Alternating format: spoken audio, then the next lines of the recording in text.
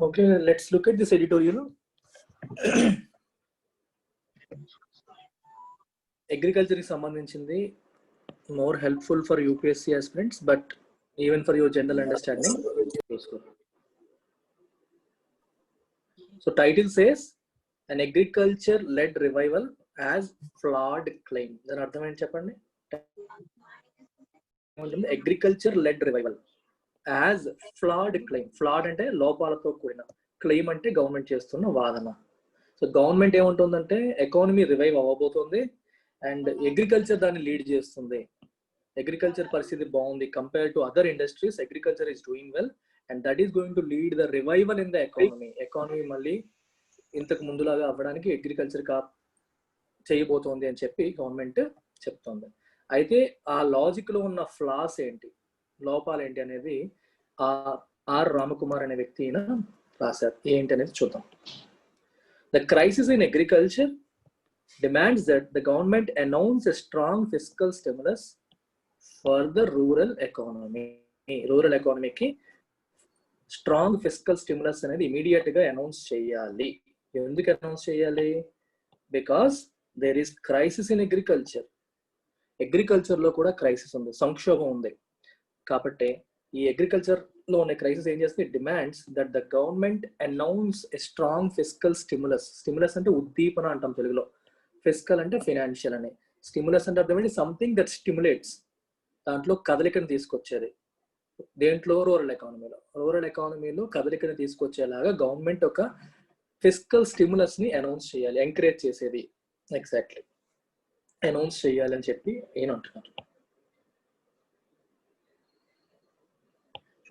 A rather confident statement heard in the midst of India's COVID-19 induced economic slowdown is this.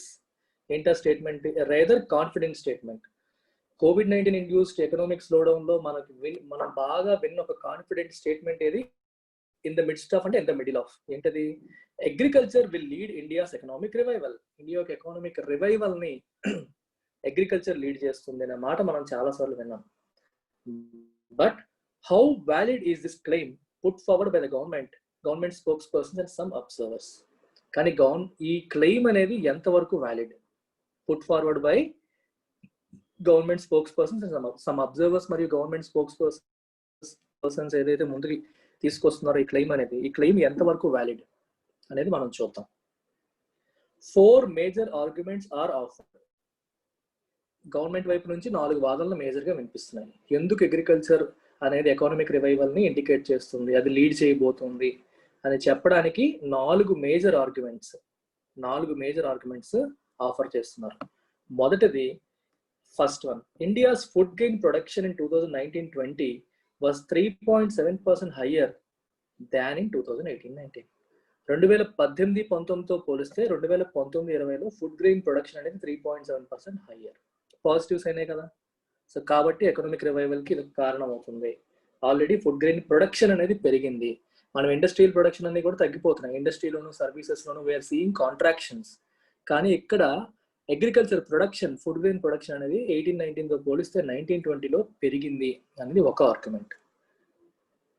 The procurement of rabi wheat in 2020-21 was 12.6% higher than in 2019-20.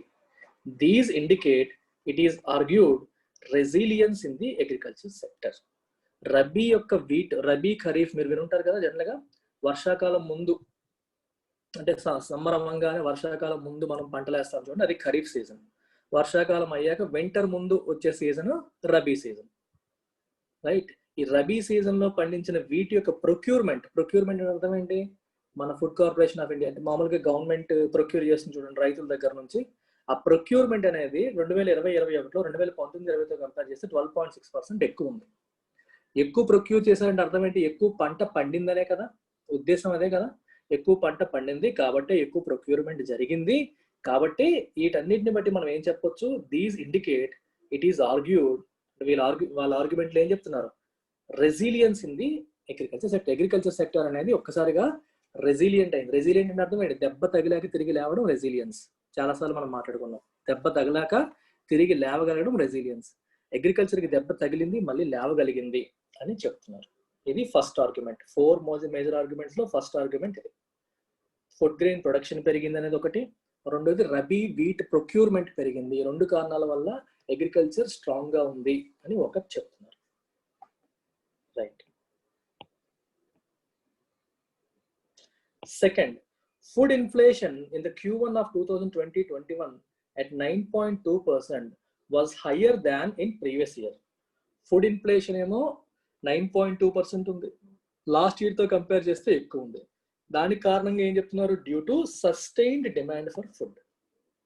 అంటే food కి బాగా demand ఉంది, ఎక్కువ మంది food items కొంటున్నారు, demand బాగా ఉంది. Demand బాగా ఉంది కాబట్టే ఇన్ఫ్లేషన్ ఎక్కువగా ఉంది.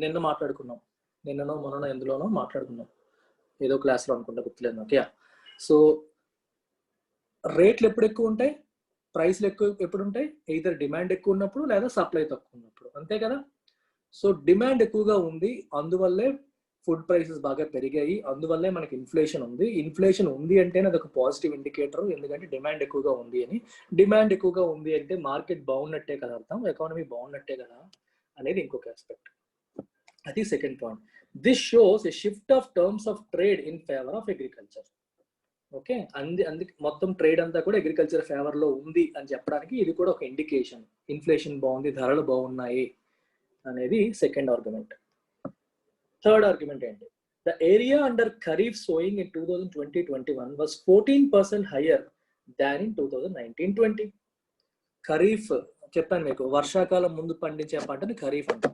వర్షాకాలంలో వచ్చే ముందు విత్తనాలు వేసి చేస్తారు చూడండి, ఆ టైంలో వేసిన పంట ఏరియా అండర్ సోయింగ్ అంటే ఎంత పంట పండించారు. సో అంటే తెలుసు కదా మీకు, నాట్లు వేయడం అవన్నీ.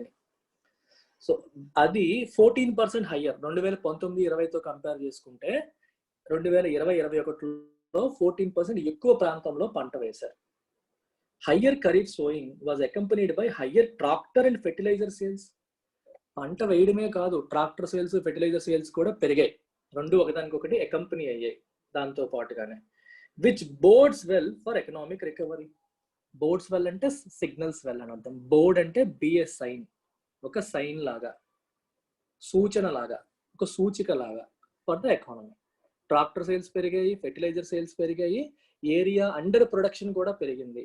కాబట్టి ఇది ఎకనామిక్ రికవరీకి ఒక మంచి సూచిక లాంటిది. Which bodes well for economic recovery అని చెప్పి ఫోర్త్ ఆర్గ్యుమెంట్. మొత్తం 4 ఆర్గ్యుమెంట్స్ అనుకున్నాం, ఫోర్త్కి వచ్చాం. The governments economic package for agriculture as part of the 20 lakh crore Atmanirbhar Bharat package will further position agriculture as the engine of revival. నాలుగోది ఏంటి? Government యొక్క economic package for agriculture. Agriculture కోసం government తీసుకొస్తున్న economic package ఏదైతే ఉందో, ఈ 20 లక్షల కోట్ల ఆత్మనిర్భర్ ప్యాకేజ్ లో భాగంగా వస్తున్న ఇది will further position agriculture as the engine of revival. ఈ రివైవల్ కోసం, రివైవల్ అంటే to bring back to earlier thing, అంటే ఇంతకు ముందు ఏ స్థితిలో ఉందో ఎకానమీ, ఆ స్థితికి మళ్ళీ ఎకానమీ రావడానికి అగ్రికల్చర్ ఒక ఇంజిన్ లాగా ముందుంచి నడిపిస్తుంది. ఎందుకంటే ఆత్మనిర్భర్ ప్యాకేజ్ లో భాగంగా కూడా అగ్రికల్చర్ కి మేము అటువంటి సపోర్ట్ ఇస్తున్నాము అనేది 4వ ఆర్గ్యుమెంట్. ఈ 4 ఆర్గ్యుమెంట్స్ చెప్తూ agriculture will lead economic recovery అని చెప్పి ప్రభుత్వ వర్గాలు అంటున్నాయి. ఇంతవరకు క్లియర్ గా ఉందా? డౌట్ ఉందా? మీరు అర్థం చేసుకున్నప్పుడు ఇలాగ అర్థం చేసుకున్నారా లేదా చూసుకోవాలి. సో మీరు ఆల్రెడీ చదివి ఉండాలి, చదివి ఇలాగ అర్థమయ్యిందా లేదా చెక్ చేసుకోండి. ఇప్పుడు ఈయన ఏమంటున్నారో చూద్దాం. Let us now consider each of the above claims.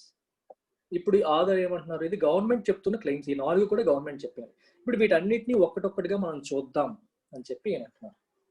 First thing, rabi procurement. First point అదే కదా, రబీ ప్రొక్యూర్మెంట్ పెరిగింది అంటున్నాం. రబీ అంటే వింటర్ ముందు పంట అని. ఈ రబీ ప్రొక్యూర్మెంట్ పెరిగింది అనేది ఫస్ట్ పాయింట్. దాన్ని ఏ రకంగా డిబంక్ చేస్తున్నాడో చూద్దాం. During the lockdown, state governments in many northern states put in considerable efforts to ensure that procurement did not suffer. Lockdown టైంలో అన్ని నార్థన్ స్టేట్స్ లో ఉన్న, నార్థన్ ఇండియా సైడ్ ఉన్న స్టేట్ గవర్నమెంట్స్ అన్ని కూడా కన్సిడరబుల్ ఎఫర్ట్స్ పెట్టారు. ఎందుకంటే గోధుమలు పండించేది అక్కడే కదా, వీట్, రబీ వీట్ అటువైపే పండిస్తారు, మన వైపు పండించరు. ఆల్రెడీ పంట చేతికి వచ్చేసి ఉంటుంది, అది సరిగ్గా గవర్నమెంట్ దాన్ని తీసుకోకపోతే ఇష్యూస్ వస్తాయని చెప్పి వాళ్ళు లాక్డౌన్ టైంలో కూడా అగ్రికల్చర్ ఎకానమీ దెబ్బతినకుండా ప్రొక్యూర్మెంట్ చేయడానికి సరైన ఎఫర్ట్స్ తీసుకున్నారు, కన్సిడరబుల్ ఎఫర్ట్స్ అనేది పెట్టారు. As a result procurement of rabi wheat was higher in 2020-21. ప్రభుత్వాలు తీసుకునే చర్యల వల్ల ప్రొక్యూర్మెంట్ అనేది కూడా హయ్యర్ ఉంది. ప్రొక్యూర్మెంట్ అర్థం ఏంటి? సమకూర్చుకోవడం, ప్రొక్యూర్ చేయడం, తీసుకోవడం. ప్రొక్యూర్మెంట్ ఆఫ్ రా మెటీరియల్ అంటాం, ఇండస్ట్రీకి ముడి సరుకులను సమకూర్చడం. So was higher in 2020-21. కొనడం అని అర్థం చేసుకోవచ్చు. ఇక్కడ గవర్నమెంట్ ప్రొక్యూర్ చేసుకోవడం.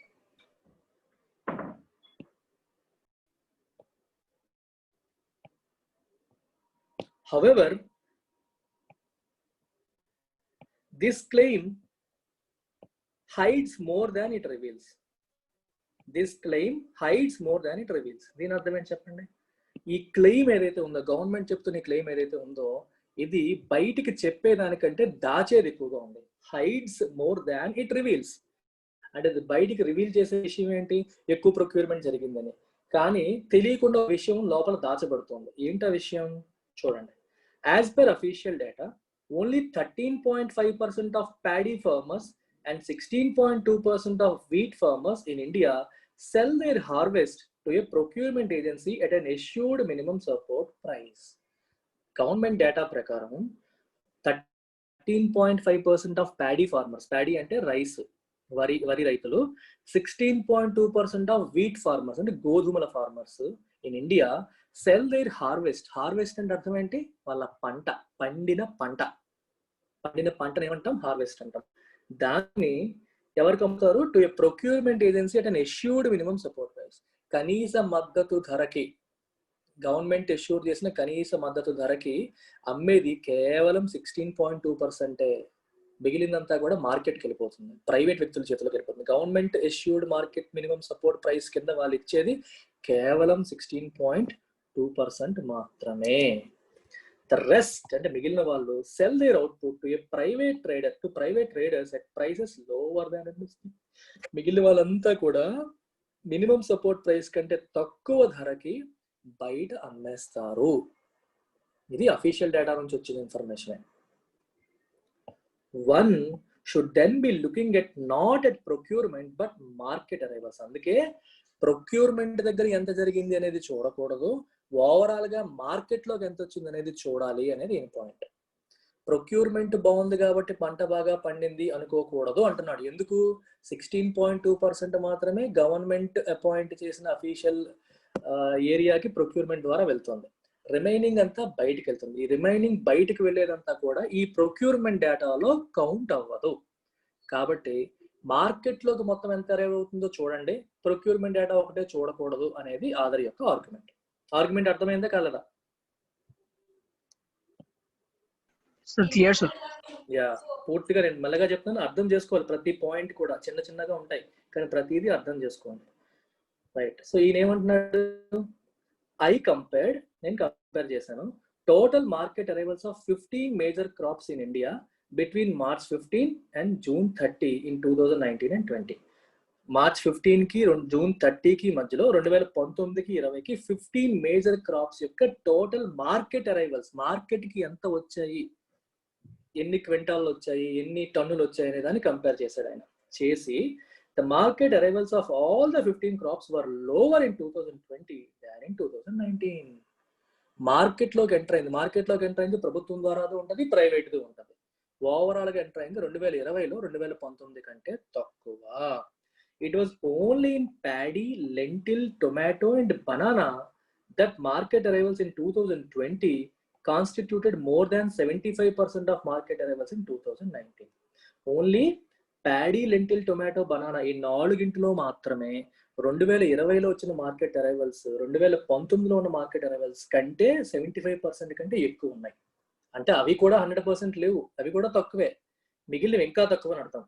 In wheat, barley, potato, cauliflower, cabbage, ladies finger market arrivals in 2020 were between 50 to 75% of the market arrivals in 2019. ఈ మిగిలినవి wheat, barley, potato, cauliflower, cabbage, ladies finger ఈ విషయాల్లో 2019లో వచ్చిన దాంట్లో 50 to 75% మాత్రమే 2020లో వచ్చాయి. అంటే ఎంత తగ్గిపోయాయో చూసుకోండి. మార్కెట్ అరైవల్స్ తగ్గాయంటే పంట తగ్గిందనే కదా అర్థం ఇక్కడ ఉద్దేశం. అది for gram, PGNP, onion, peas and mango market arrivals in 2020 were less than half of market arrivals in 2019. 2019తో పోస్తే 2020లో ఈ వీటికి మ్యాంగో వీటన్నిటికీ 2020లో 50% కంటే తక్కువ లాస్ట్ ఇయర్ కంటే. In wheat the most important rabi crop only 61.6% of the arrivals in 2019 was recorded in 2020. వీటిలో కూడా ఓన్లీ 61.6% మాత్రమే 2019లో వచ్చిన దాంట్లో 61.6% మాత్రమే 2020లో వచ్చింది. సో ఓవరాల్ గా మార్కెట్ అరైవల్స్ చూసినప్పుడు 2020లో మార్కెట్ అరైవల్స్ కంపేర్ టు 2019 తక్కువ. సో కాబట్టి the most important problem faced by farmers during the lockdown was the loss of markets stemming from the disruption in supply chains, closure of mandis and a fall in consumer food demand. So kabatti lockdown time lo farmers face chesina most important problem ante market ni kolpovaram. Enduku? Stemming ante ardham enti దాని నుంచి పుట్టుకొచ్చింది. Stem అంటే దాని నుంచి పుట్టుకు రావడం. Stem అంటే ఏంటి అర్థం? కాండం, అంతేనా? స్టెమ్, STM, స్టెమ్ అంటే కాండం అనే కదా అర్థం మనకి. ఇక్కడ స్టెమ్మింగ్ ఫ్రమ్ అంటే దాని నుంచి పుట్టుకొచ్చింది అని. దేని నుంచి పుట్టుకొచ్చింది? From the disruption in supply chains. Supply chains లో వచ్చిన డిస్రప్షన్, ఆరిజినేటెడ్, కాజ్డ్ బై అని అర్థం అన్నమాట స్టెమ్మింగ్ అంటే. Disruption in supply chains, closure of mandis, mandis అంటే మార్కెట్స్, సంతలు, and a fall in consumer food demand. Consumer food demand కూడా తగ్గింది.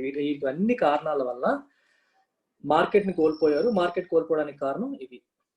Farmers suffered major loss of incomes and higher procurement was hardly alleviating. ఫార్మర్స్ కి ఆల్రెడీ చాలా income lose అవడం జరిగింది. Higher procurement was hardly alleviating. Alleviating అంటే అర్థం ఏంటి? ఉపశమనాన్ని కల్పించడం, గివింగ్ రిలీఫ్. హార్డ్లీ అంటే ఆల్మోస్ట్ నథింగ్. చెప్పాను చాలా సార్లు. హార్డ్లీ అంటే లిటిల్ అని, అంటే నథింగ్ అని, ఆల్మోస్ట్ నథింగ్ అని. I hardly have any money అంటే నా దగ్గర ఏ మనీ లేదు. ఐ హ్యావ్ లిటిల్ మనీ, నా దగ్గర మనీ లేదు. నెగిటివ్ సెన్స్ లో వస్తారు హార్డ్లీ. ఎలివియేటింగ్ అంటే రిలీఫ్ ఇవ్వడం. హార్డ్లీ ఎలివియేటింగ్ అంటే రిలీఫ్ ఇవ్వట్లేదు అని. అంటే హయ్యర్ ప్రొక్యూర్మెంట్ చేశారని రబీ ఫార్మర్స్ అంటున్నా అది చాలా తక్కువ, దానివల్ల పెద్ద రిలీఫ్ లేదు. In addition there were major losses in milk, meat, poultry sectors. Milk, meat, poultry sectors లో కూడా చాలా లాసెస్ చూస్తాం. Industry associations estimate the total loss for the poultry industry at 25,000 crores. Industry associations అన్ని కూడా ఎంత estimate చేసినా 25,000 కోట్లు loss అయింది పౌల్ట్రీ సెక్టర్ కి అని చెప్పి చెప్తున్నారు. సెకండ్ పాయింట్, ఫస్ట్ ఆర్గ్యుమెంట్ డిబంక్ అయిపోయిందా? ఫస్ట్ ఆర్గ్యుమెంట్ ఏం చెప్పారు? రబీలో ప్రొక్యూర్మెంట్ ఎక్కువ ఉంది కాబట్టి ఎకనామిక్ రివైవల్ వచ్చేసింది అని చెప్తారు. ఈయన ఏమంటాడు? ప్రొక్యూర్మెంట్ గవర్నమెంట్ ఏజెన్సీ ద్వారా జరిగేది ఓన్లీ 16.2%. అందుకే నేను టోటల్ మార్కెట్ అరైవల్స్ చూశాను. మార్కెట్ అరైవల్స్ చూసినప్పుడు ఏమైంది? ఓవరాల్ గా 2020లో 2019తో పోస్తే చాలా వరకు తగ్గిపోయింది. సో కాబట్టి ఆర్గ్యుమెంట్ కరెక్ట్ కాదు అని చెప్పి ఫస్ట్ ఆర్గ్యుమెంట్ ని కొట్టిపారేశాడు. సెకండ్ ఆర్గ్యుమెంట్, రేట్లు బాగా పెరిగాయి, ఇన్ఫ్లేషన్ బాగుంది అంటే డిమాండ్ బాగుంది అనేది గవర్నమెంట్ ఇస్తున్న ఆర్గ్యుమెంట్. దీనికి ఈయన ఏమంటున్నాడు చూద్దాం. Inflation rates estimated using consumer price indices are not representative of farmers prices. ఈయనేమంటున్నాడు? ఇన్ఫ్లేషన్ రేట్ల ద్వారా మనం ఏదైతే కన్స్యూమర్ ప్రైస్ ఇన్ఫ్లేషన్ అంటే యాక్చువల్ కన్స్యూమర్ రిటైల్ ఏ ప్రైస్ కి అయితే కొంటున్నాడో ఒక వస్తువుని, మన ధాన్యాన్ని కానీ, బియ్యాన్ని కానీ, మన గోధుమలు కానీ, ఏవైనా సరే ఏ ప్రైస్ కి అయితే మనం కొంటున్నామో దాన్ని బట్టి రిటైల్ ఇన్ఫ్లేషన్ ఎస్టిమేట్ చేస్తాం. చేసేసాం, బాగానే ఉంది. కానీ ఈయనేమంటున్నాడు? They are not representative of farmers prices. అవి రైతులకి లభిస్తున్న ధరలని రిప్రజెంట్ చెయ్యట్లేదు, రిప్రజెంట్ చెయ్యవు అని అంటున్నాడు. Inflation was largely due to disruptions in supply chains and rise in trader margins. దీని అర్థమైందా మీకు? ఇక్కడ రైతు ఉన్నాడు, రైతు తాను పండించిన పంటని అమ్మాడు. ఎవరికి అమ్మాడు? ట్రేడర్కి. డైరెక్ట్ గా కన్స్యూమర్ కి అమ్మలేడు కదా రైతు, మధ్యలో దళారికి, ట్రేడర్కి, వ్యాపారికి, వీళ్ళకి అమ్ముతారు. మిడిల్ మ్యాన్ కి, మిడిల్ మ్యాన్ నుంచి ఇది మార్కెట్లోకి వస్తుంది. మార్కెట్లో రేటు చూసి బాగుంది కదా, రైతుకి మంచి ధర వచ్చింది అనుకోవడానికి లేదు. రైతు ఇక్కడ అమ్మేశాడు, ఈ మధ్యలో మిడిల్ మ్యాన్ కి ప్రాఫిట్ వచ్చింది. రైతు ఎందుకు ఫోర్స్ఫుల్ గా అమ్మాల్సి వచ్చింది? Supply chain disruptions. మండీకి రైతుకి యాక్సెస్ లేకుండా పోయింది, ఎందుకంటే మనకి సప్లై చైన్ లాక్డౌన్ ఉంది, ఇట్లాంటి ఇష్యూస్ ఉన్నాయి. సో సప్లై చైన్ లో డిస్ట్రప్షన్. సప్లై చైన్ అంటే అర్థం ఏంటి? పంట పండించిన ప్లేస్ నుంచి మార్కెట్కి వెళ్ళే వరకు ఉండేదంతా సప్లై చైన్. రైతుకి డైరెక్ట్ గా మార్కెట్ యాక్సెస్ ఉంటే ఆ ధరను రైతు ఎంజాయ్ చేయగలుగుతాడు. లేనప్పుడు మధ్యలో ఉన్న దళారులకు అమ్మేస్తారు. మధ్యలో ఉన్న దళారులు అది లేదు ఇది లేదు అని రకరకాల కారణాలతో వీళ్ళ దగ్గర తక్కువ ధరకే కొట్టేస్తారు. కొట్టేసి వాళ్ళు టైం చూసుకొని మార్కెట్లో ఎక్కువ ధరకు అమ్ముకుంటారు. సో ప్రాఫిట్ పొందింది మిడిల్ మ్యాన్. ఇటువైపు కన్జ్యూమరు సుఖపడలేదు, ఎక్కువ ధర పెట్టి కొనుక్కున్నాడు. రైతు సుఖపడలేదు, తక్కువ ధరకే అమ్ముకున్నాడు. కాబట్టి కన్జ్యూమర్ ప్రైసెస్ బాగున్నాయి అనే కారణం వల్ల డిమాండ్ బాగుంది, అందువల్లే కన్జ్యూమర్ ప్రైసెస్ బాగున్నాయి అనుకోకూడదు. సప్లై చైన్ డిస్రప్షన్స్, సప్లైలో డిస్రప్షన్స్ రావడం వల్ల కూడా రేట్లు పెరిగిపోతాయి. ఇప్పుడు ఒక వస్తువు ఉంది, మనకి మామూలుగా రవాణా వ్యవస్థ అంతా బాగున్నప్పుడు టైంకి వచ్చేసింది అనుకోండి, కరెక్ట్ రేట్కి వచ్చేస్తుంది. రవాణా వ్యవస్థ బాగాలేదు అనుకోండి, మనకి బస్సులు తిరగట్లేదు, కార్లు తిరగట్లేదు, వ్యాన్లు తిరగట్లేదు, లారీలు తిరగట్లేదు. అప్పుడు ఏమవుతుంది? ఏదో ఒకటి స్పెషల్ అరేంజ్మెంట్ చేయాలి, వాడికి ఎక్స్ట్రా పే చేయాలి. ట్రాన్స్పోర్ట్ కాస్ట్ పెరుగుతుందా పెరగదా? ట్రాన్స్పోర్ట్ కాస్ట్ పెరిగిపోతుంది. ట్రాన్స్పోర్ట్ కాస్ట్ పెరిగిపోవడం వల్ల కూడా వస్తువు ధర పెరిగిపోతుంది. అంటే దాని అర్థం వస్తువుకి డిమాండ్ పెరిగిందనా? కాదు. సప్లై తగ్గిందనా? కాదు. డిస్రప్షన్స్. ఇక్కడ సప్లై తగ్గలేదు, డిమాండ్ పెరగలేదు, కానీ రేటు పెరిగింది. ఎందుకు? సప్లై చైన్ లో వచ్చిన డిస్రప్షన్. రెగ్యులర్ రవాణా వ్యవస్థ కాకుండా ఎక్స్ట్రా ఖర్చు, అంటే ఈ మధ్యలో అవసరం లేని ఎవరికి పనికిరాని ఖర్చు పెరిగిపోయింది. ఆ రకంగా ఇన్ఫ్లేషన్ కి దారితీసింది. ఇది హెల్దీ ఇన్ఫ్లేషన్ కాదు. డిమాండ్ పెరగడం ద్వారా మార్కెట్లో ఇన్ఫ్లేషన్ ఉంటే, ద్రవ్యోల్బణం ఉంటే అది మంచిది. ఇది డిమాండ్ పెరగడం వల్ల వచ్చిన ఇన్ఫ్లేషన్ కాదు, సప్లై తగ్గడం వల్ల వచ్చిన ఇన్ఫ్లేషన్ కాదు. సప్లై చైన్ డిస్రప్షన్ వల్ల వచ్చిన inflation, and this is not correct. దీన్నే టెక్నికల్ టర్మ్స్ లో బాటిల్ నెక్ ఇన్ఫ్లేషన్ అంటారు. బాటిల్ నెక్ అంటే సప్లై చైన్ లో ఉన్న బాటిల్ నెక్స్ వల్ల డిమాండ్ పుల్. చూడండి, demand push, cost pull inflation అంటారు. డిమాండ్ పుల్ అంటే డిమాండ్ పెరగడం వల్ల ఇన్ఫ్లేషన్ అది పుల్ చేసి పెంచడం. రెండోది కాస్ట్ పుష్. కాస్ట్ పుష్ అంటే కాస్ట్ పెరిగిపోవడం వల్ల ఇన్ఫ్లేషన్ పుష్ చేయడం. కాస్ట్ ఏ రకంగా పెరిగింది? Because of bottlenecks in supply chain.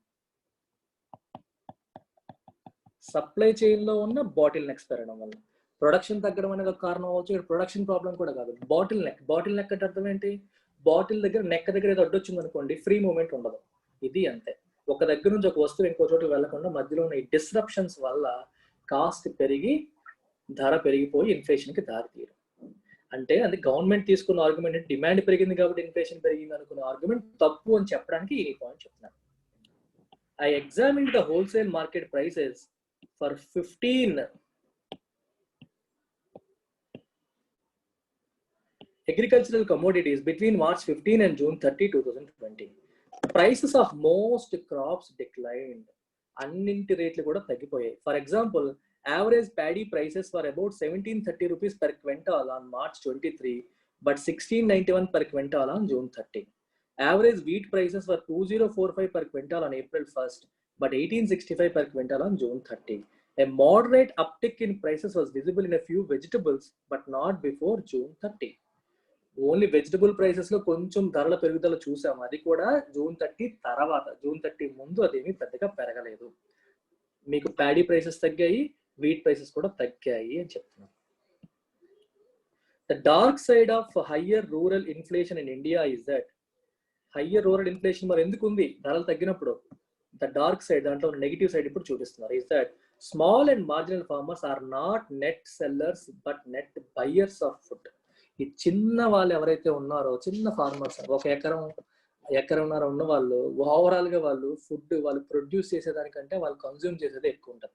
They are not net buyers but net sellers but net buyers.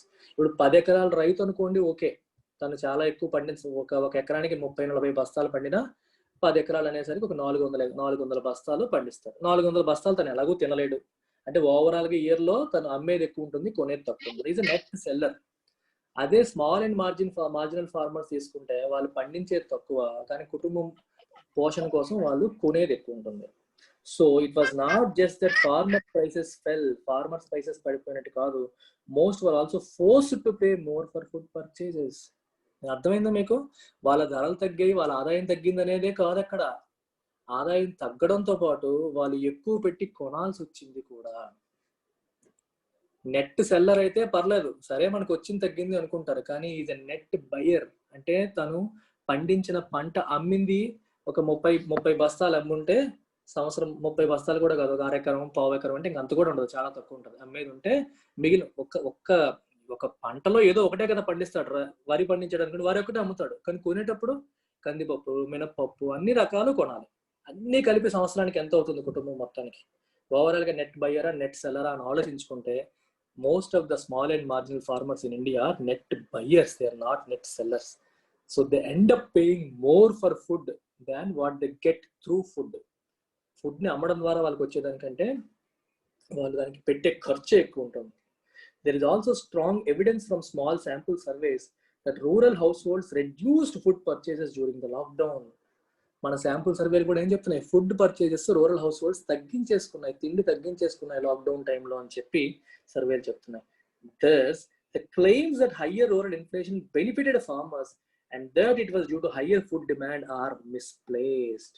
అందుకనే గవర్నమెంట్ చెప్తున్న ఈ మాటలు ఏవైతే ఉన్నాయో, that higher rural inflation benefited farmers కి ఇన్ఫ్లేషన్ అనేది బెనిఫిట్ చేసింది అనే క్లెయిమ్, మరియు it was due to higher food demand ఎక్కువగా ఉండడం వల్ల ఇది వచ్చింది అనే క్లెయిమ్ అనేది misplaced. They are not in the right place. అంటే ఆ క్లెయిమ్స్ కరెక్ట్ కాదు, దే ఆర్ నాట్ కరెక్ట్ అని సెకండ్ ఆర్గ్యుమెంట్ ని ఈ రకంగా డిబంక్ చేశారు. మీకు అర్థమవుతుందా? 4 ఆర్గ్యుమెంట్స్ తీసుకున్నాడు, ఒక్కొక్క ఆర్గ్యుమెంట్ లో ఉన్న ఫ్లాని ఆయన ఎత్తి చూపుతున్నాడు. Now coming to third argument. Third argument ఏం చెప్తుందో చూడండి. Higher kharif sowing. ఖరీఫ్ లో సోయింగ్ పెరిగింది, ఇది మాట్లాడుకున్నాము. ఖరీఫ్ లో పంట ఎక్కువ ప్రాంతం పంట వేశారు అని చెప్పి అంటున్నారు. There is no surprise in the growth of kharif sowings in 2020. 2020లో ఈ ఖరీఫ్ సోయింగ్స్ లో గ్రోత్ రావడం అనే దాంట్లో పెద్ద సర్ప్రైజ్ ఏమీ లేదు. ఎందుకు? Given that rabi incomes fell during lockdown, many rural household may have return to farming or intensified farming for food and income security. Rabi incomes పడిపోయాయి కదా లాక్డౌన్ వల్ల, అందువల్ల ఏం చేస్తారు? నెక్స్ట్ మళ్ళీ అవకాశం దొరకంగానే విపరీతంగా మనకి వాళ్ళు బతికేదే ఫార్మింగ్ మీద. సో కాబట్టి ఎక్కువ పంట పండించేద్దాము, మనకి ఇన్కమ్ సెక్యూరిటీ ఉండాలి, ఆర్థిక భద్రత ఉండాలి, ఆదాయం అనేది భద్రత ఉండాలి అనే కారణంతో they may have intensified farming ని ఇంటెన్సిఫై చేసి ఉంటారు.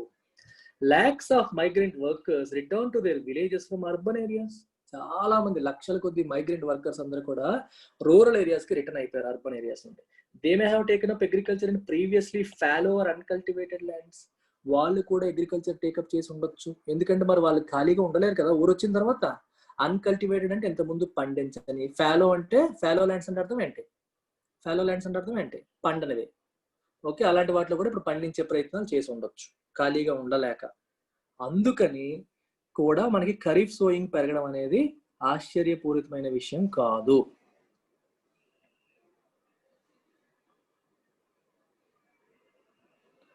ఫాలో అంటే పండందని కాదు, పండిందే బ్రేక్ లో ఉన్నది. ప్రస్తుతానికి ఒక పంట పండిన తర్వాత మళ్ళీ దానికి సారం రావడం కోసం ఏం చేస్తారు? బ్రేక్ ఇస్తారు కదా, ఆ బ్రేక్ లో ఉన్నదాన్ని ఫాలో ల్యాండ్ అంటే.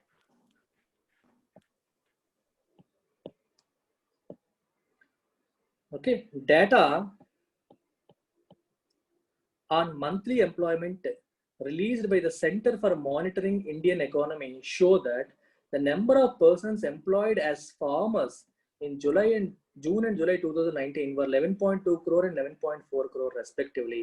But in June and July 2020, these numbers rose to 13 crore and 12.6 crore respectively. CMEA వాళ్ళు రిలీజ్ చేసిన డేటా ప్రకారం number of persons employed as farmers కింద ఎంప్లాయ్ చేయబడ్డ వాళ్ళ నెంబర్ మనం చూసినట్టయితే 2019లో జూన్ జూలైలో 11.2 crores to 11.4 crores ఉన్నది కాస్త 2020లో జూన్ జూలైలో 13 crore to 12.6 crores ఉండింది. These are indicators of distress, not prosperity. ఎక్కువ మంది వ్యవసాయానికి వెళ్ళారు అనేది ప్రాస్పరిటీ అని అనుకోవడానికి లేదు, డిస్ట్రెస్ అని అనుకోవాలి. ఎందుకంటే వాళ్ళు వ్యవసాయం కావాలని వెళ్ళలేదు, they were forced to go. వేరే ఆదాయం లేక, వ్యవసాయం అనేది అంత లాభసాటిగా లేకపోయినప్పటికీ వెళ్ళాల్సి వచ్చింది. సో ఇది ఒక ఇండికేటర్ ఆఫ్ డిస్ట్రెస్, అందులో ఉన్న స్ట్రెస్ ని ఇండికేట్ చేస్తుందే చెప్తే ప్రాస్పరిటీ కాదు. ప్రాస్పరిటీ అంటే ప్రాస్పరస్ అంటే అర్థం ఏంటి? బాగుండడం, అంతా బాగుండడాన్ని మనం ప్రాస్పరిటీ అంటాం. ఇది ప్రాస్పరిటీకి ఇండికేటర్ కాదు, ఇది స్ట్రెస్ కి ఇండికేటర్. అంతా బాగుంది అనేదానికి ఇది ఇండికేటర్ కాదు అంటున్నారు.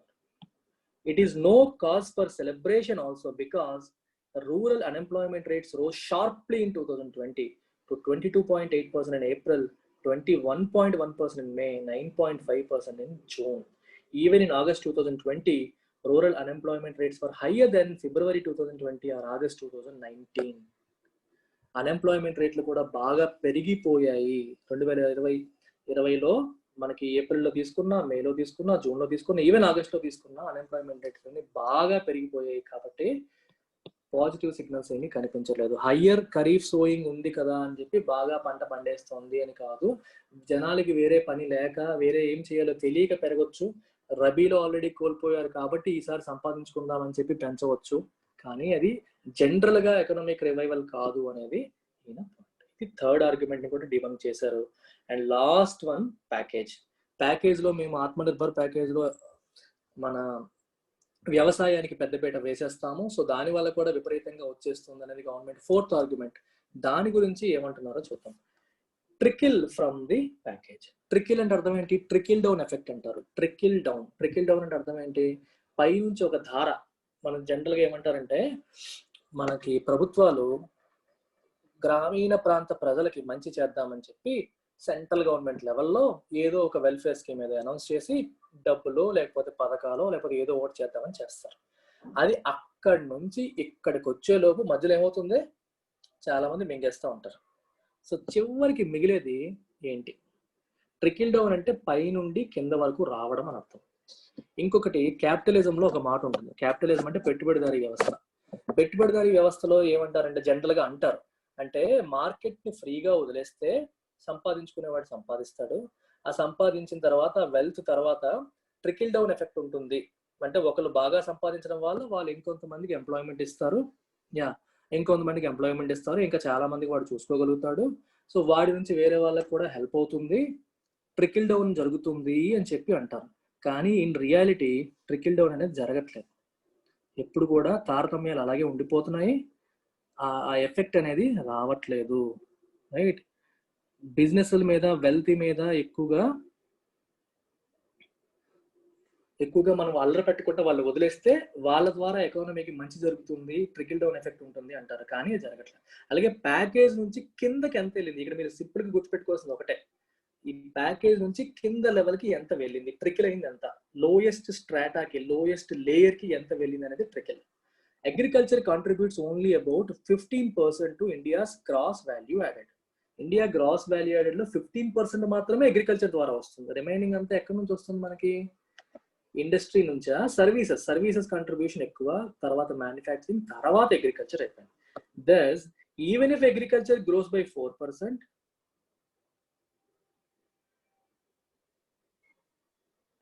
even if agriculture grows by 4%, it is likely to contribute only 0.6 percentage points to GVA growth.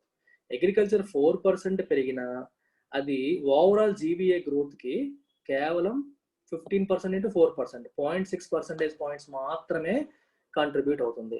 To contribute a full 1 percentage point to GVA growth, agriculture will have to grow by 6%, which is unlikely in 2022. మీకు అర్థమవుతుందా? Agriculture ఎకానమీని revive చేసేస్తోంది అని చెప్పాలి అంటే, economy revival కి indicator ఏంటి? GDP growth. అసలు జీడిపిలో agriculture యొక్క పోర్షన్ అంతా చాలా తక్కువ. ఇండియా అగ్రికల్చర్ మీద డిపెండ్ అవుతున్న ఎకానమీ, కానీ జీడిపిలో అగ్రికల్చర్ యొక్క పోర్షన్ ఏంటి? జీడిపిలో అగ్రికల్చర్ యొక్క పోర్షన్ ఏంటి? చాలా తక్కువ. కాబట్టి అగ్రికల్చర్ లో 4% గ్రోత్ వచ్చినా అది ఓవరాల్ గా జీబీఏలో మనకి 0.6% మాత్రమే గ్రోత్ వస్తుంది, చాలా తక్కువ వస్తుంది.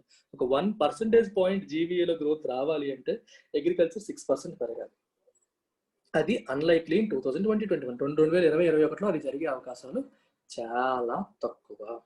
This is not to deny a potential rise in demand from higher rabi procurement, higher kharif sowing and flow of cheap credit, which together appear to have resulted in higher purchase of tractors and fertilizers. ఇవన్నీ అంటున్నానంటే, it's not to deny a potential rise in demand from higher rabi. Demand పెరిగి ఉండొచ్చు, ఉండలేదు నేను అనట్లేదు, ఇవి negatives అని నేను చెప్పాను. కానీ this is not to deny a potential rise in demand from higher rabi procurement. కొన్ని పాజిటివ్స్ ఉన్నాయి మనకి.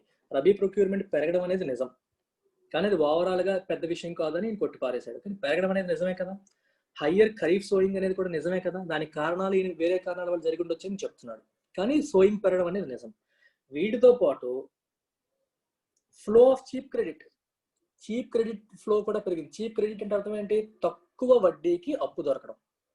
ఎందుకంటే తగ్గిస్తూ వస్తుంది కదా, reserve bank of India repo రేట్లు, రివర్స్ రెపో రేట్లు అన్ని తగ్గిస్తూ తక్కువ ధరకి అప్పు లభించేలా చేస్తుంది. అది కూడా మనం చూస్తున్నాం. Which together appear to have resulted in higher purchase of tractor and fertilisers. ఇవన్నీ పాజిటివ్ సైన్స్ కాబట్టే probably tractor sales, fertiliser sales పెరిగాయి. వీటన్నిటిని డినై చేస్తాం, కానీ tractor sales, fertiliser sales deny చేయలేం కదా, పాజిటివ్ సైనే కదా. అంటే కొన్ని పాజిటివ్స్ కూడా ఉన్నాయి, అన్నిటిని డినై చేయట్లేదు అనే ఉద్దేశం. But counteracting tendencies in rural areas. Counteracting అంటే అర్థం ఏంటి? దీనికి రివర్స్ లో వెళ్తున్న టెండెన్సీస్ ఏంటవి? Lower crop prices, lower market arrivals, higher unemployment would overwhelm these green shoots. చాలా ఇంపార్టెంట్ సెంటెన్స్ ఇది. పాజిటివ్స్ లేదు అని నేను అనట్లేదు, కానీ ఈ పాజిటివ్స్ ని మించి వీటికి నెగిటివ్ గా కౌంటర్ యాక్ట్ చేస్తున్న కొన్ని ఇన్ఫ్లుయెన్సెస్ ఉన్నాయి. ఏంటవి? లోవర్ క్రాప్ ప్రైసెస్ అంటే క్రాప్ దగ్గర వాళ్ళ దగ్గర కొనుక్కునే ప్రైసెస్ తక్కువ ధరకు కొంటున్నారు, సో వాళ్ళకి తక్కువ ధరకు అందుతుంది. లోవర్ మార్కెట్ అరైవల్స్, మార్కెట్ లోకి వచ్చేది తక్కువగా ఉంటుంది. హయ్యర్ అన్ఎంప్లాయ్మెంట్ లెవెల్స్ ఎక్కువ ఉంటున్నాయి. ఇవి ఓవర్వెల్మ్ చేసేస్తాయి. దేని ఓవర్వెల్మ్ చేసేస్తాయి? These green shoots. Green shoots అంటే అర్థం ఏంటి? మొలకలు. గ్రీన్ షూట్, గ్రీన్ అంటే పచ్చటి మొలక. గ్రీన్ షూట్ అంటే అర్థం ఏంటి? ఒక ఎండిపోయిన నేలలో చిన్న మొలకలు వచ్చాయనుకోండి, మనకి ఏమొస్తుంది? చిన్న ఆశలు చిగురించాయి అంటామా అనమా? ఆశలు చిగురించాయి. ఆస్ట్రేలియాలో చూడండి, అడవి కాలిపోయింది కదా మొత్తం, బుష్ ఫైర్లు వచ్చి మొత్తం కాలిపోయినప్పుడు మళ్ళీ మెల్లమెల్లగా మొలకలు వచ్చినప్పుడు ఎలా ఫీల్ అయ్యేవారు? ఒక చిన్న ఆశలు చిగురించాయి, మళ్ళీ అడవి మళ్ళీ వస్తుంది అంటే అదొక పాజిటివ్ సైన్ అనమాట. ఇప్పుడు ఇవన్నీ కూడా పాజిటివ్ సైన్స్. ఏంటవి? ట్రాక్టర్ సేల్స్ పెరగడం, ఫెర్టిలైజర్ సేల్స్ పెరగడం, క్రాప్ సోయింగ్ పెరగడం, ఇవన్నీ కూడా. ఈ గ్రీన్ షూట్స్ ఏవైతే ఉన్నాయి, ఈ పాజిటివ్ సైన్స్ ఏవైతే ఉన్నాయి, ఈ పాజిటివ్ సైన్స్ ని ఈ నెగిటివ్ ఈవెంట్స్ అనేవి డామినేట్ చేసేస్తున్నాయి, ఓవర్వెల్మ్ చేస్తున్నాయి, ఇవి కౌంటర్ యాక్ట్ చేస్తున్నాయి, వాటికి వ్యతిరేకంగా పనిచేస్తున్నాయి. అది ప్రాబ్లం. తగ్గడం కాదురా, పెరగడం.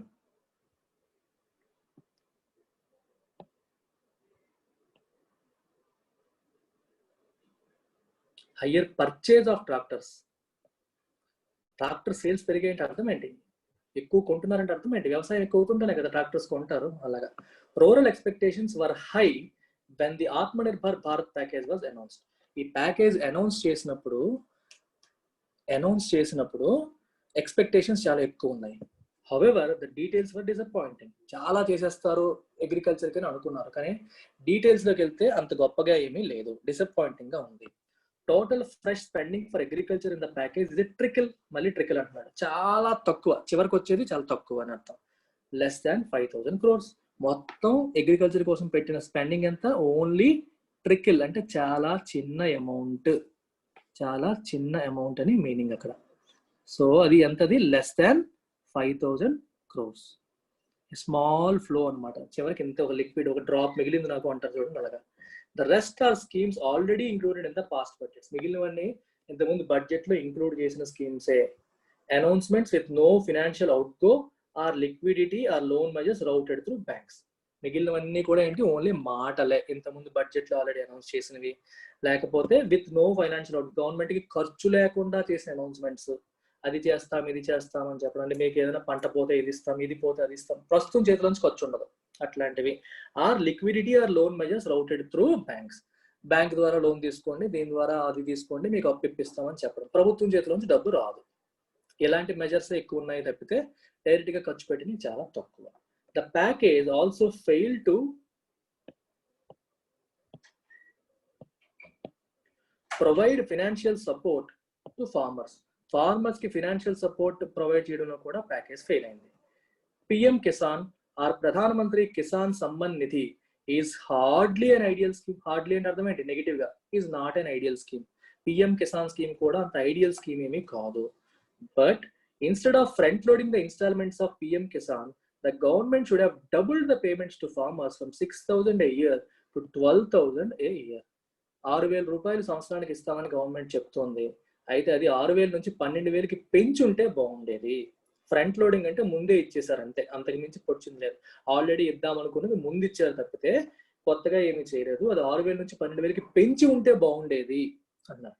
Instead of raising the minimum support price for kharif paddy by 53 rupees per quintal, which actually was the lowest rise in over a decade. MSP ఏమో ఖరీఫ్ ప్యాడీకి 53 రూపాయలు పెంచారు క్వింటాల్కి.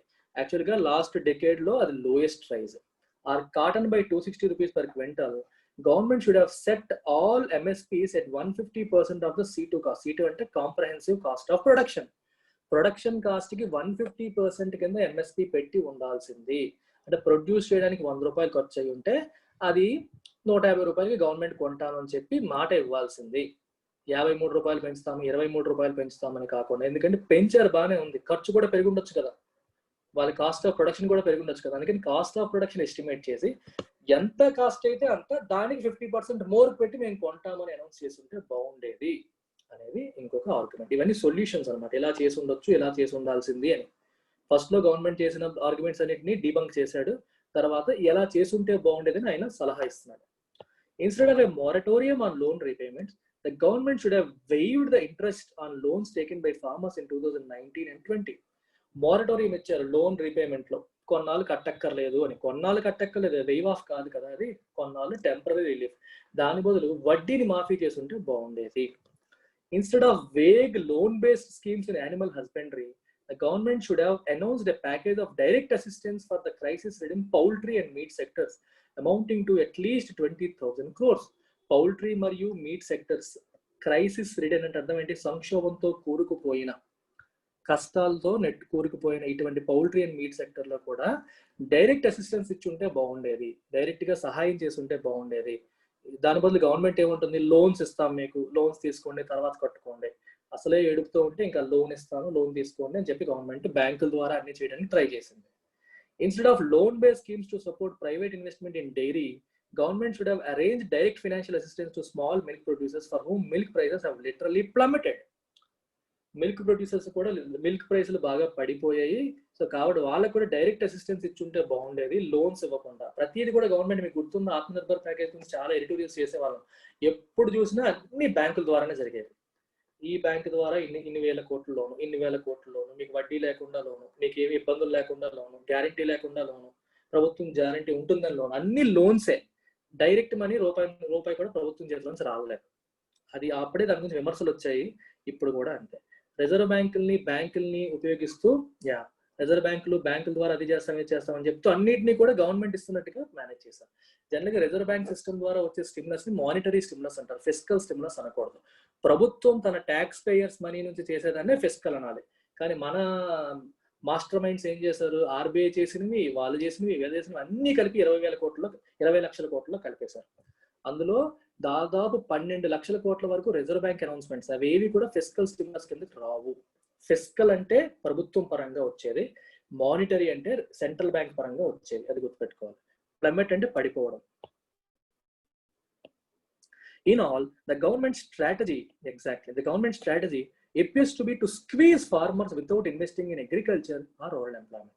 రూరల్ ఎంప్లాయ్మెంట్ లోను, అగ్రికల్చర్ లోను డబ్బులు ఇన్వెస్ట్ చేయకుండా గవర్నమెంట్ ఫార్మర్స్ ని ఇసుకేసేలాగా ఉంది government strategy. వాళ్ళకి ఏ రకంగానూ హెల్ప్ జరగట్లేదు. Such an approach would not just fail, it would be counterproductive. ఇలాంటి అప్రోచ్ అనేది ఫెయిల్ అవ్వడమే కాదు, అది కౌంటర్ ప్రొడక్టివ్. అనుకున్నది మంచి చేయడం కాస్త చెడు చేస్తుంది. ప్రొడక్టివ్ అంటే మంచి చేయడం, ప్రొడక్టివ్ కౌంటర్ ప్రొడక్టివ్ అంటే తిరిగి రివర్స్ అవుతుంది. Rural incomes will remain depressed. Rural incomes అనేవి ఇంకా తగ్గిపోతాయి, డిప్రెస్ అయిపోతాయి. And push the economy further in a vicious cycle of poor demand, low prices and low growth. Vicious అంటే హానికరమైన, డేంజరస్. ఈ ఎకానమీని ఎటువంటి దాంట్లో పంపించేస్తాయి? Vicious cycle of poor demand, low prices and low growth. చూడండి మూడింటికి లింక్ చూడండి. డిమాండ్ తక్కువ ఉందనుకోండి, లింక్ చేయండి ఒకసారి. ఏదైనా వస్తువుకి డిమాండ్ ఏమవుతుంది? ధరలు తగ్గిపోతాయి. ధరలు తగ్గినప్పుడు ఏమవుతుంది? తక్కువ ధర వస్తుంది కదా, ఎందుకు మనం ప్రొడ్యూస్ చేయాలి అని చెప్పి ఆ ప్రొడ్యూస్ చేసేవాడికి మోటివేషన్ తగ్గి గ్రోత్ తగ్గిపోతుంది. గ్రోత్ తగ్గింది కదా అని చెప్పి మళ్ళీ ఇలా ఇది ఒక నెగిటివ్ సైకిల్ అయిపోతుంది అనమాట. Poor demand, low prices, low growth. The government should discard its role as a passive observer. Passive గా బయట నుండి అబ్జర్వ్ చేస్తాను అన్నట్టుగా గవర్నమెంట్ ఉండకూడదు. అలాంటి రోల్ ని డిస్కార్డ్ చేయాలి, విసిరి వేయాలి. డిస్కార్డ్ అంటే throw away. And decisively intervene in rural India with substantial fiscal stimulus. Government దూరం నుండి జరిగేది నేను చోద్యం చూస్తాను అని చూడకుండా ఇన్వాల్వ్ అవ్వాలి, ఇంటర్వ్యూన్ అవ్వాలి, ఇంటర్ఫీర్ అవ్వాలి with substantial fiscal stimulus. Substantial అంటే సరిపడినంత, ఓకే, ఇనఫ్ అని అర్థం. ఫిజికల్ స్టిమ్యులస్, ఆర్థిక ఉద్దీపన ద్వారా, అంటే వీళ్ళకి డైరెక్ట్ అసిస్టెన్స్ ఇవ్వడం ద్వారా వీళ్ళకి ఎకానమీని గ్రో చేయడానికి ప్రయత్నం చేయాలి. The earlier the better, as delays would only compound mistakes. ఎంత తొందరగా చేస్తే అంత మంచిది, ఎందుకంటే డిలేస్ అనేవి వుడ్ ఓన్లీ కాంపౌండ్ మిస్టేక్స్, తప్పుల్ని ఇంకా రెట్టింపు చేస్తాయి, ఇంకా ఎక్కువ చేస్తాయి. కాంపౌండ్ ఇంట్రెస్ట్ అంటే అర్థం ఏంటి? వడ్డీ మీద వడ్డీ. మిస్టేక్స్ కాంపౌండ్ అవుతాయంటే ఇంకా తప్పుల మీద తప్పులు అవుతాయి. That's about it. రాసింది ఎవరు? R Ram Kumar is NABARD chair professor, Tata Institute of Total Sciences, Mumbai, Social Sciences, Mumbai. అర్థమైందా? ఓవరాల్ గా ఆయన స్ట్రక్చరింగ్ ఎలా చేశారో చూడండి ఒకసారి. మొత్తం ఆర్టికల్ ఎలా రాశారు ఏంటి, గవర్నమెంట్ ఇచ్చిన క్లెయిమ్స్ అన్ని తీసుకున్నాడు, ఒక్కొక్క క్లెయిమ్ ని ఎక్స్ప్లెయిన్ చేశాడు, ఒక క్లెయిమ్ లో ఉన్న తప్పులు ఏంటి అని చెప్పి అనలైజ్ చేశాడు, తర్వాత ఏమి చేసుంటే బాగుండేది అని చెప్పి ఆయన సొల్యూషన్స్ ఇవ్వడం అనేది జరిగింది. So this is how an article has to be structured. ఎంత చక్కగా స్ట్రక్చర్ చేశారు అనేది మీరు అబ్జర్వ్ చేసి ఉండొచ్చు. లాస్ట్ లో ఒక క్లైమాక్స్, ఒక కన్క్లూజివ్ సెంటెన్స్ అనేది ఇచ్చారు. సో ఇది మనం అబ్జర్వ్ చేయాలి. అంటే ఎప్పుడు కూడా ఎడిటోరియల్ చదవడం అనేది ఒకటి చదవడం, రెండోది ఆథర్ తన వ్యూ పాయింట్ ని ఎలా ప్రజెంట్ చేశాడు, తను ఎలా ప్రజెంట్ చేశాడని తన మైండ్ లోకి మనం పరకాయ ప్రవేశం చేసినప్పుడు మనకి ఆన్సర్ రైటింగ్ ప్రాక్టీస్ లో హెల్ప్ అవుతుంది. ఇప్పుడు ఎస్ఎస్సి సిజిఎల్ వాళ్ళకి కూడా ఉంటాయి, మీకు Tier 3లో ఆన్సర్ రైటింగ్ ఉంటుంది, హెల్ప్ అవుతుంది. యూపీఎస్సీకి ఎలాగూ తప్పదు, అందుకే యూపీఎస్సీ వాళ్ళు మస్ట్ అండ్ షుడ్ గా వినాలి. దట్టు ఎట్లాంటి agriculture based articles, agriculture, poverty, unemployment కీ అన్నమాట. ఎకానమీ అంటే ఈ 3 పదాలే ఎక్కువగా వస్తాయి. అన్ఎంప్లాయ్మెంట్, ఇన్ఫ్లేషన్, అగ్రికల్చర్, ఇండస్ట్రీ కంటే కూడా అగ్రికల్చర్ ఎక్కువ. సో ఈ ఆస్పెక్ట్స్ చాలా చాలా ఇంపార్టెంట్. సో వీటికి సంబంధించిన ఏ ఆర్టికల్ పొరపాటున కూడా వదలకూడదు. మనకు ఆల్రెడీ నాలెడ్జ్ ఉన్నా లేకపోయినా చదువుతూ ఉంటే ఆటోమేటిక్గా నాలెడ్జ్ బిల్డ్ అవుతుంది. మీరు ఆ ఎడిటోరియల్స్ గత 6 నెలల్లో ఫాలో అవుతున్న వాళ్ళు చాలా మంది ఉన్నారు మీలో. మీకు తెలియకుండానే మీరు చాలా విషయాలు మీరు నాలెడ్జ్ గెయిన్ చేసి ఉంటారు. అవునా కాదా చెప్పండి? మీరు వేరేగా అదొక సబ్జెక్ట్ లాగా చదవలేదు, కేవలం ఎడిటోరియల్స్ వింటున్నారు. వింటూ వింటూ వింటూ వింటూ వింటూ వింటూ మీరు చాలా విషయాల్లో ఇంతకుముందు మీకు అసలు అది వింటేనే పిచ్చెక్కిపోయేది. అలాంటిది ఇప్పుడు మీరు కంఫర్టబుల్ గా, సార్ ఇది మాకు తెలుసు సార్, మీరు మళ్ళీ చెప్తున్నారు, మీకు బోర్ కొడుతుందనే ఫీలింగ్స్ కూడా వస్తాయి అప్పుడప్పుడు. అలా వచ్చిందంటే యూ షుడ్ ఫీల్ హ్యాపీ. అంటే మాకు ఇంతకు ముందు ఇది తెలిసి ఉండేది కాదు, అప్పుడు మీకు ఇంట్రెస్టింగ్ గా వినేవాళ్ళు, ఇప్పుడు మీకు తెలుసు, రిపీట్ అవుతుంది అంటే యువర్ ఫీలింగ్ కంఫర్టబుల్.